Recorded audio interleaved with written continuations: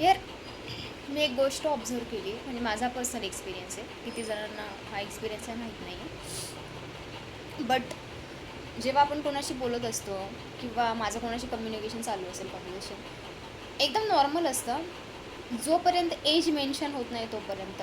जसं ज्या पॉईंटला त्यांनी एज विचारलं आणि तुम्ही सांगितलं, स्पेशली मी जर सांगितलं, ते विचारतात की तुझं एज काय आहे, आणि मी जर सांगितलं गेली असं सर, टॉपिक कुठला का चालू असे ना, तो डिरेक्टली लग्नावर शिफ्ट होतो. अरे मग तू अजून लग्न नाही केलं, मग मुलगा शोधला की नाही अजून, तुझं इतकं एज झालं, आतापर्यंत तुझं लग्न व्हायला पाहिजे होतं. सो यार, मला रिग्रेट होतो त्या मोमेंटला यार, की उगाच मी एज सांगितलं ना. असं होतं. मला तुमच्यासोबत होतं की नाही माहीत नाही आहे, बट आता रिसेंटली असं व्हायला लागलेलं आहे. सो माझ्या डोक्यात असं आलेलं आहे की त्यापेक्षा एज मेन्शन न केलेलंच बरं आहे. म्हणजे जोपर्यंत मी एज मेन्शन नाही करत तोपर्यंत काहीच प्रॉब्लेम नसतो. सगळा गोंधळ एजमुळे होतो. तो जो स्पेसिफिक नंबर आहे ना, तो जर तुम्ही मेन्शनच नाही केला ना, तर काही तुम्हाला कोणी विचारणारच नाही.